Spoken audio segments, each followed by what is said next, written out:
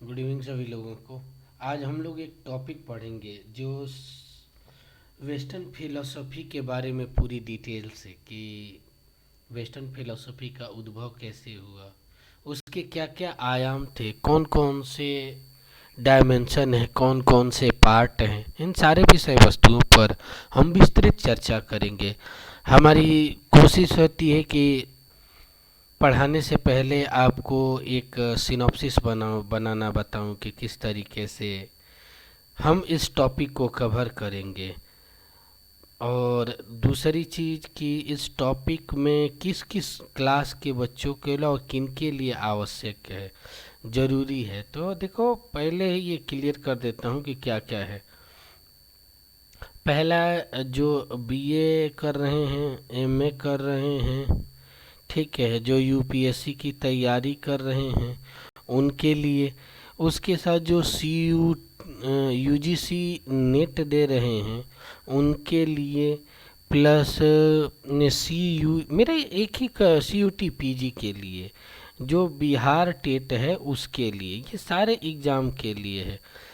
मैं एक ग्रुप के थ्रू ये सारी चीज़ें अब पढ़ाना शुरू करूँगा। जिसको ग्रुप के माध्यम से जुड़ना है वो ay6832@gmail.com पे अपना अपना नंबर और डिटेल सेंड करें, मैं उस ग्रुप में ऐड कर दूंगा। ध्यान से रखें, ay6832@gmail.com, ठीक है। उस ग्रुप के माध्यम से सभी लोग जुड़ सकते हैं। ये चीज़ें हो गई। अब हम लोग एक सिनॉप्सिस के माध्यम से पढ़ेंगे कि इसमें क्या क्या पढ़ना है। ठीक है, ध्यान से देखिएगा, ये बड़ा इम्पोर्टेंट होता है। पहला, पाश्चात्य पाश्चात्य दर्शन का, इस चीज को जरूर लिखने का प्रयास किए। पाश्चात्य दर्शन का स्वरूप स्वरूप पाश्चात्य दर्शन का स्वरूप को देखें तो पहले क्या है कि हमें भूमिका, इंट्रोडक्शन, सेम चीज़ें होती हैं। इसे अपने ना जीवन में रूह बना के समझ लीजिए कि क्या क्या चीज़ें हैं। इसमें क्या है कि पहले तो फिलॉसफी का मतलब एकदम ABCD से पढ़ाएंगे, ठीक है, कि आपको कहीं पे भी दिक्कत नहीं होगी। पहले फिलॉसफी का वर्ड का मतलब समझेंगे, ठीक है, ओरिजिन ऑफ फिलॉसफी समझेंगे कि फिलॉसफी की उत्पत्ति कैसे है। जो बोल रहा हूँ उस चीज़ को ज़रूर लिखिएगा, ठीक है। और कभी भी पढ़िए मेरी क्लास तो अपनी कॉपी पेन लेके रखिए, क्योंकि बहुत सी नई चीज़ें होती हैं कि बोलते वक्त या टाइपिंग में छूट जाती है, क्योंकि पढ़ाते वक्त मेरा कुछ अलग ही दिमाग चलता है। तो इस चीज़ को ज़रूर करिएगा। और तीसरा जो चीज़ है कि वेस्टर्न फिलॉसफी इंडियन फिलॉसफी में क्या सिमिलरिटी है, ठीक है, ये पहला पॉइंट हो गया। इसका दूसरा पॉइंट क्या होगा कि वेस्टर्न फिलॉसफी की समस्याएं क्या थी, समस्या क्या थी, पाश्चात्य दर्शन की समस्या क्या थी। जैसे समस्या में देखें, धार्मिक पक्ष का मूल्यांकन। सामान्यतः ये माना जाता है कि जो फिलॉसफी है वो सामान्यतः धर्म का समीक्षा करने का काम करती है। तो पहला शब्द होता है समस्या में धार्मिक पक्ष की समस्या, धार्मिक पक्ष की समस्या। दूसरा जो पॉइंट है, अक्सर लोग कहते हैं कि फिलॉसफी में तो केवल आत्मा परमात्मा दिन भर होता है। तो इसमें असोल एंड ईश्वर यानी गॉड के बीच क्या रिलेशन है, इस समस्या पे बात करेंगे। तीसरी जो समस्या क्या है, जो है ईश्वर का स्वरूप क्या है, ईश्वर का स्वरूप क्या है, स्वरूप क्या है। चौथी जो समस्या है कि स्वयं को कैसे जाने, स्वयं को कैसे जाने, कैसे जाने, पाश्चात्य के लोग कैसे इस चीज़ को देखते थे। और आधुनिक समय में जो विचारों का आधार क्या है। अगली प्रॉब्लम होगी आधुनिक समय में विचारों का आधार क्या है। एक चीज़ मैं हमेशा कहता हूँ कि आप ये नोट करके लिख लीजिएगा, नोट करके अपने जीवन में उसे उतार लीजिएगा कि पहले आप कंसेप्ट पे काम कीजिए, कंसेप्ट पर काम कीजिए, रिजल्ट ऑटोमेटिक होगा। हम लोग क्या कर रहे हैं आज के समय में कि PYQ पे काम करना है, यानी फैक्ट पे काम कर रहे हैं, रिजल्ट नहीं हो रहा है। क्योंकि एक कंसेप्ट में 1000 फैक्ट हो सकते हैं, लेकिन 1000 फैक्ट कभी भी एक कंसेप्ट नहीं बना सकते। और क्वेश्चन का ट्रेडिशन क्या है, कंसेप्ट बेस्ड हो रहे हैं। तो प्लीज़ इस चीज़ पे ध्यान दीजिए, अपने कंसेप्ट पढ़िए। स्टार्टिंग में थोड़ा सा आपको लगेगा कि ये सारी चीज़ें हम जानते हैं, लेकिन अंतर भी दिखना शुरू हो जाएगा। एक बार विश्वास करके जिस रूट से लेके चल रहा हूँ उस रूट पे चलिए। तीसरी क्या है कि पाश्चात्य दर्शन का जो सिनॉप्सिस बना रहे थे, पाश्चात्य दर्शन की उपयोगिता क्या है, पाश्चात्य दर्शन की उपयोगिता क्या है। ठीक है, क्योंकि कुछ उपयोगिता मैं बता देता हूँ। इसे पाश्चात्य जगत में कहा जाता है फिलॉसफी क्या है, तो ये अमीरों का मानसिक चोचला कहा गया है, अमीरों का मानसिक चोचला कहा गया है। फिलॉसफी क्या है, तो अमीरों का मानसिक चोचला कहा गया है। दूसरा क्या है कि मैं हमेशा आज से 5 साल पहले एक डिफिनेशन लिखा है कि व्हाट इज फिलॉसफी। तो मैं बहुत पहले लिखवाया था कि philosophy as a way of life. Philosophy क्या है कि यह जीवन जीने का तरीका है। अब इस पे चीज़ों पे काम हो रहा है, ठीक है। तो आज हमें ज़रूरत है कि आपके फिलॉसफी एक उपयोगिता क्या है, तीसरी उपयोगिता कि जीवन के साथ दर्शन आपके जीवन में क्या रोल अदा करता है। तो जीवन के साथ और जीवन के बाद हर मूल्यों का मूल्यांकन दर्शन करता है। जिस तरीके से एक कंपनी का प्रचार रहता है, जीवन के साथ और जीवन के बाद भी आपकी सेवा में समर्पित है LIC, उसी तरीके से जीवन के साथ और जीवन के बाद भी, मरने के साथ भी जिस सब्जेक्ट आपका साथ देती है व्यवहारिक स्तर पर, ग्राउंड स्तर पे, उसे कहा जाता है कि ये फिलॉसफी है। पॉलिटिकल साइंस पढ़ेंगे, बायोटेक्नोलॉजी पढ़ेंगे, इससे आपको रोजगार मिलेगा। ठीक है, मैं ये नहीं कहता कि बेकार है, बहुत अच्छी सब्जेक्ट है, लेकिन फिलॉसफी आपको रोजगार प्लस आपको जीवन जीने का तरीका देगी। तो थोड़ा कम कमाइए या जैसे हो, क्योंकि आज के समय में मानवीय मूल्यों के नैतिक आयामों का मूल्यांकन करना बहुत ज़रूरी हो गया है। ये इसकी उपयोगिता है। अगला पॉइंट क्या है कि वेस्टर्न फिलॉसफी की, पाश्चात्य दर्शन ऐसे सिनॉप्सिस बना के पढ़िए। पाश्चात्य दर्शन की शाखाएं कौन सी हैं, ब्रांच कौन सी हैं। तो जैसे मैं इसको 2 भागों में बांटता हूँ, एक थ्योरी बेस और दूसरा प्रैक्टिकल बेसिस। थ्योरी को मैं ये कह सकता हूँ कि इसकी मेनली 2 आंखें होती है। एक को कहते हैं एपिस्टेमिनोलॉजी, जैसे आपकी भी 2 आंखें हैं, उसी तरीके से इसकी भी 2 आंखें हैं, मेटाफिजिक्स और इथिक्स। इसको कहते हैं ज्ञान मीमांसा और इसको कहते हैं तत्व मीमांसा। इन दोनों में 2 चीज़ें निखर के आती है। एक होती है कि इनके बीच कैसे समन्वय बनाया जाए, समन्वय। तो इथिकल डायमेंशन पे, तो यहाँ से शुरू होता है इथिक्स, जिसे नीति शास्त्र कहते हैं, और इन दोनों की समस्याओं को सुव्यवस्थित तरीके से आर्गुमेंटल आधार पर जोड़ने का जो काम करता है उसको कहते हैं लॉजिक, यानी तर्कशास्त्र। ये तो हो गया थ्योरी, ये थ्योरी का पार्ट हो गया, ये किसी किताब में आपको नहीं मिलेगा। ठीक है, रही चीज है अप्लाइड।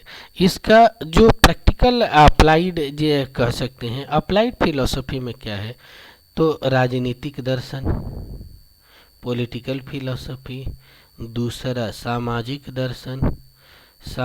दर्शन सोशल फिलॉसफी, तीसरा हो गया आपको पर्यावरण फिर इन्वायरमेंटल फिलॉसफी, मेडिकल फिलॉसफी, ये सारे के सारे इकोनॉमिकल फिलॉसफी, ये सारे के सारे अप्लाइड पार्ट के रूप में आते हैं। तो इन सारी चीज़ों को हम पढ़ने का प्रयास करेंगे।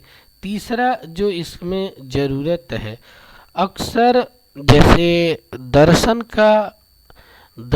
का एवं धर्म में क्या संबंध है, दर्शन और धर्म में क्या संबंध है, तो इसके दो आयाम देखेंगे। एक तो इंडियन फिलॉसफी में देखेंगे और दूसरा वेस्टर्न फिलॉसफी में।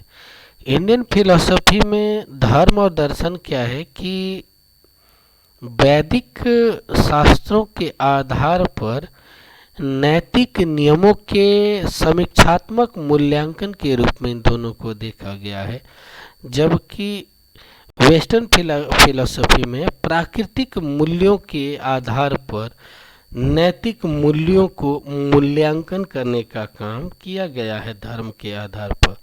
यहाँ धर्म प्राथमिक पुरुषार्थ है, यहाँ धर्म नैतिक ड्यूटी है, इथिकल ड्यूटी है। ठीक है, इस तरीके से जो संबंध है उस चीज़ों को हम देखने का प्रयास करेंगे। पहली क्लास आप इसलिए देखिए क्योंकि आपका बेस बनेगा। बहुत सी चीज़ें हैं कि आप जानते हैं लेकिन इधर उधर अनसिस्टमेटिक है, उसको पहले सिस्टमेटिक बैठाइए। इंडियन, उसके बाद तीसरा तो चौथा आगे वाला पॉइंट आता है कि वेस्टर्न फिलॉसफी में इंडियन फिलॉसफी में क्या संबंध है। ये सिनॉप्सिस ही चल रहा है, तो हम देखते हैं इंडियन फिलॉसफी और वेस्टर्न फिलॉसफी। एक चीज़ देख लीजिए, हमेशा कहा गया है इंडियन फिलॉसफी निराशाजनक कही गई है, ये आशावादी कही गई है, लेकिन एक मेरा बनाया हुआ ट्रिक है कि इंडियन फिलॉसफी हमेशा क्या काम करती है, आंतरिक से बाह्य दुनिया का मूल्यांकन करती है। एग्जाम्पल के तौर पर यदि हम कहें कि आंतरिक जो धार्मिक मूल्य है स्पिरिचुअल से, ठीक है, ये प्रैक्टिकल लाइफ की चीज़ों को जोड़ने का काम करती है। इसीलिए इसका एक कोड वाक्य स्लोगन स्टेटमेंट है कि पहले विश्वास कीजिए फिर इस्तेमाल कीजिए। जैसे हम लोग को बचपन में कहा जाता है ना कि एक काम करो ये काम मत करो, फिर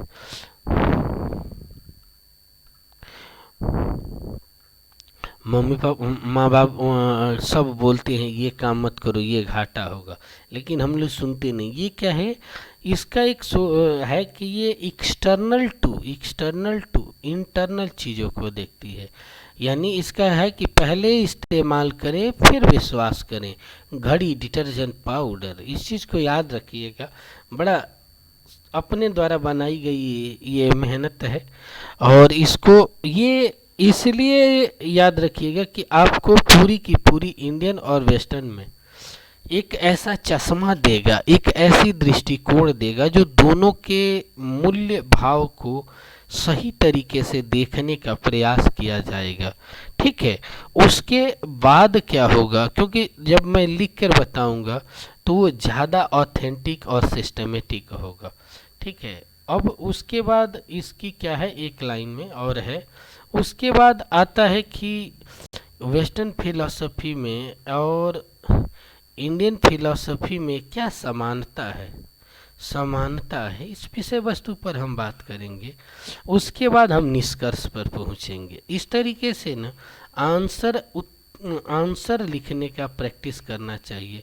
दूसरा, टॉपिक को फॉर्मुलेट करने का प्रयास करना चाहिए। देखो, हमारा माइंड भी जैसे कंप्यूटर सिस्टम बाइनरी नंबर पे काम करता है, उसी तरीके से हमारा माइंड भी पिक्चर पे काम करता है कि जो चीज़ों को हम एक सिस्टमेटिक वे में एक पिक्चर के रूप में बना लेते हैं वो लंबा समय तक होती है। तो कोशिश कीजिए कि अपने माइंड सेटअप को भी हर टॉपिक को पिक्चर के रूप में कन्वर्ट कीजिए। एक सिस्टमेटिक वो तरीका मैं सिखाऊंगा, इस्तेमाल आपको करना होगा। मैं हमेशा कहता हूं कि पहले इस्तेमाल कीजिए फिर विश्वास कीजिए। ये जो वेस्टर्न फिलॉसफी का स्लोगन स्टेटमेंट है, उसको कैसे जीवन में भी इम्प्लीमेंट करना होगा, तभी होगा। अब देखो, बात आती है टॉपिक पर, तो थोड़ा सा हम लोग टॉपिक के तरफ चलेंगे। ठीक है, इसके बाद निष्कर्ष में है। निष्कर्ष में मैंने हमेशा से बताता हूँ कि 3 चीज़ें। पहला, आपका मत क्या है, ओवरऑल सार क्या है इस काल, उसका आपका मत क्या है, और वर्तमान प्रासंगिकता क्या है, इन तीनों पर चर्चा करेंगे। आपका हो गया पहले टॉपिक का एक पूरा कंप्लीट सिनॉप्सिस, सब कुछ लिखे चाहे न लिखें, इसको सिस्टमेटिक वे में एक सिनॉप्सिस जरूर लिखें पढ़ने से पहले। ठीक है, क्योंकि ये आपको ना एक माइंड देगा जो जीवन में कंसेप्ट देगा जो जीवन में भूलोगे नहीं। अब देखो, यहाँ पर क्या है कि इंडियन फिलॉसफी को देख लें और वेस्टर्न फिलॉसफी में देख लें, तो दोनों में एक कॉमन चीज़ें दिखती हैं। और वो कॉमन चीज़ ये है कि दोनों ही दिशाओं में, चाहे इंडियन फिलॉसफी हो तब, चाहे वेस्टर्न फिलॉसफी हो तब, दोनों में दर्शन का काम एक ही है। स्व के बारे में हटकर संपूर्ण समाज के बारे में सोचते हुए एक ऐसा दृष्टिकोण, एक नज़रिया, इसीलिए हम कह सकते हैं दर्शन क्या है, एक किसी विषय वस्तु को देखने का नज़रिया है। और वेस्टर्न फिलॉसफी और इंडियन, देखो, कहीं भी फिलॉसफी का विकास वहाँ तब होगा जहाँ पेट भरा होगा। क्योंकि मैंने वेस्टर्न फिलॉसफी में आपको बात बोला कि दर्शन क्या है, तो ये अमीरों का मानसिक एक्सरसाइज है, मेंटल एक्सरसाइज। भारतीय दर्शन में 9 दर्शन हुए, जिसको 2 भागों में बांटा जाता है, श्रुति फिलॉसफी और श्रवण फिलॉसफी। श्रवण फिलॉसफी को एक नाम से जेसीबी भी जाना जाता है, इसको सिस्टर फिलॉसफी के रूप में भी जाना जाता है। एक मेरी किताब है भारतीय दर्शन का समीक्षात्मक सर्वेक्षण, उस पर आप ये पूरा एक पिक्चर के रूप में पूरी 9 स्कूल को देख सकेंगे। वेस्टर्न फिलॉसफी पे काम कर रहा हूँ, सोच रहा हूँ कि इस तरीके से कुछ काम किया जाए जो वेस्टर्न फिलॉसफी को भी दिया जाए, ये पढ़ाने के दौरान होगा। तो देखो, इन वेस्टर्न कहीं भी फिलॉसफी वहीं उत्पन्न होती जहाँ मेंटल स्टेबिलिटी अच्छी हो। और वेस्टर्न फिलॉसफी की जो ओरिजिन हुई उस पे बात करें तो देखो, थोड़ा सा 2-3 चीज़ें हम देखेंगे। पहला क्या है, जो बीए में एमए में आप लोग पढ़ते हैं कि फिलॉसफी क्या है, तो फिलॉसफी क्या है कि फिलॉसफी एक ग्रीक वर्ड है, दो शब्दों से बना है, फिलो प्लस सोफिया। फिलो मतलब लव, सोफिया मतलब नॉलेज, लव ऑफ विजडम या लव ऑफ नॉलेज। इससे हमें कोई फायदा नहीं है। ठीक है, ये तो हो गया। अब ये एग्जाम की ओरिजिन कैसे हुई, तो यहाँ से देखें कि ग्रीक देश है एक, ग्रीस, जिसे वेस्टर्न फिलॉसफी की उत्पत्ति ग्रीक के आसपास के क्षेत्रों में होती है, ये वाले क्षेत्रों में ज़्यादा फलीभूति। तो पहले जो व्यक्ति थे वो थेल्स थे, जो कि एक फादर ऑफ वेस्टर्न फिलॉसफी के रूप में कुछ लोग कहते हैं थेल्स को। इन्होंने पहली बार कि बताया कि संपूर्ण सृष्टि किससे बनी है, जल से बनी है। ठीक है, उसके बाद धीरे धीरे कुछ लोग आते गए, उसको संपादित करते गए।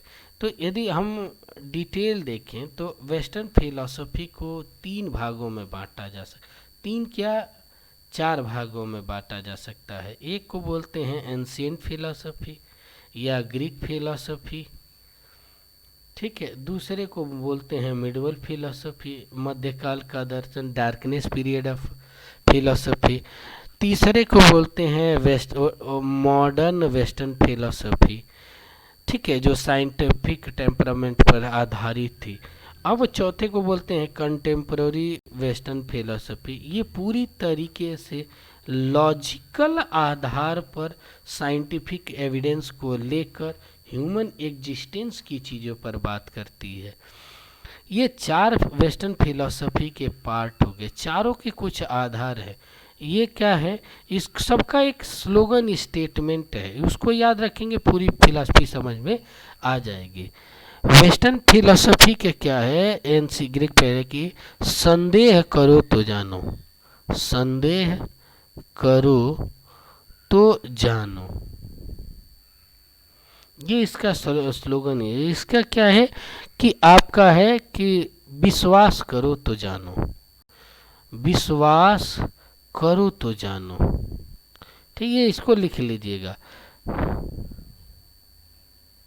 सॉरी, ये आश्चर्य करो तो जानो है, आश्चर्य, आश्चर्य करो तो जानो ये है, और ये है संदेह करो, संदेह करो तो जानो, और इसका है कि तर्क करो तो जानो, तर्क करो तो जान सकते हो किसी चीज, ये चीजें हैं। अभी इनका एक चारों का स्लोगन स्टेटमेंट है। इनके आधार पर, यानी कहने का मतलब क्या है कि western philosophy, starting western philosophy, यदि हम कहें ग्रीक फिलॉसफी, ग्रीक दर्शन, ग्रीक दर्शन कहें तो हम देखते हैं कि किस पर आधारित है, वो है आश्चर्य पर, आश्चर्य, आश्चर्य पर। यानी कोई भी चीज जीवन में यदि आश्चर्यचकित करती है तो ही हम जानने का प्रयास किए। तो इस समय तक पूरा यूनान, मतलब ये ईसा पूर्व से हजारों साल पहले की फिलॉसफी की चीज़ों का देखा जाए तो उत्पत्ति के रूप में दिखती है, जहाँ मनुष्य जंगल के रूप में रहना सीखता था, उसके डेवलपमेंट करते करते ये आया।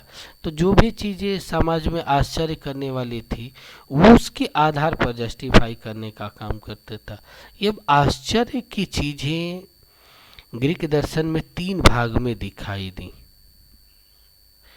पहले के बोलते हैं कि सुकरात पूर्व दर्शन, पूर्व दर्शन। दूसरे को बोलते हैं सुकरात युग, और सुकरोत्तर युग यानी सुकरात के बाद का युग। तीनों की खासियत है, यहाँ की पूरी फिलॉसफी तात्विक थी, तात्विक थी, यानी तत्वों के आधार पर, नेचुरल चीज़ों के आधार पर हर चीज़ों को जस्टिफाई करने का काम किया गया। यहाँ की फिलॉसफी पहली बार आंतरिक हुई, इंटरनल चीजें आई, यानी सद्गुण, सद्गुण के रूप में सुकरात लेके आए। इसी सद्गुण को इनके शिष्य थे प्लेटो ने आइडियल रूप में, आदर्श रूप में परिष्कृत करने का काम किया, जिसको एक स्टेप जाकर अरस्तु ने उसे व्यवहारिक रूप में परिष्कृत कर प्लेटो के आदर्शवादी सिद्धांत को उतारने का प्रयास किए। जबकि सुकरात के बाद के, जब अरस्तु के बाद के जो भी फिलॉसफी हुई वो मनुष्य की आवश्यकताओं के आधार पर हुई, जहाँ से कई विचारधाराएं निकली, ठीक है, क्योंकि इस समय तक एक समाज सभ्य हो गया था और सभ्य समाज में कई विचारधाराएं थी जो इसको पनपने का आधार दे रही थी। ये डेवलपमेंट है। इस डेवलपमेंट के आधार को हम और व्यवस्थित समझेंगे और आप लोगों को काम करना है। अब आज एक आप लोगों से वो कर रहा हूँ कि जिन जिन को फिलॉसफी सिस्टमेटिक वे में पढ़ना है ay6832@gmail.com पर आप कर दीजिए। मैं व्हाट्सएप ग्रुप में आपको ऐड कर दूंगा और जल्दी से इसको एप्लीकेशन के माध्यम से क्लासेस आपको शुरू हो जाएंगी, जहाँ पर 3 फॉर्मेट में क्लासेस का करूँगा। पहला क्या है कि मेरी कोशिश ये है कि पहले कंसेप्ट पढ़ाएं और कंसेप्ट के बाद प्रैक्टिस करवाएं। देखो, ये कंसेप्ट पे यदि 4 घंटा काम करते हो तो प्रैक्टिस पर 1 घंटा जरूर काम करो। आजकल को यूट्यूब के ज़माना में 90% लोग 4 घंटे PYQ के करते हैं और 1 घंटे कंसेप्ट पे करते हैं। बहुत बार होता है कि तुक्का साथ दे देता है, JRF निकल भी जाता है, लेकिन उनके पास बेस नहीं होता है। ये पूरी पढ़ाई जो भी आप कर रहे हैं एक टीचर बनने के लिए कर रहे हो, और टीचर बनना है तो अच्छे से बनो कि उसे कंसेप्ट पढ़ाओ, बेस बनाओ। ठीक है, तो मैंने आज बेसिक चीज़ें खोला, बाकी चीज़ें आधारभूत चीज़ें बहुत कुछ चीज़ें हैं। सिनॉप्सिस ज़रूर लिखें और बताएं, मैं आगे की चीज़ें आपको बताता रहूँगा। तो आज के लिए यहीं तक। आप सभी लोगों को बहुत बहुत धन्यवाद। Thank you so much.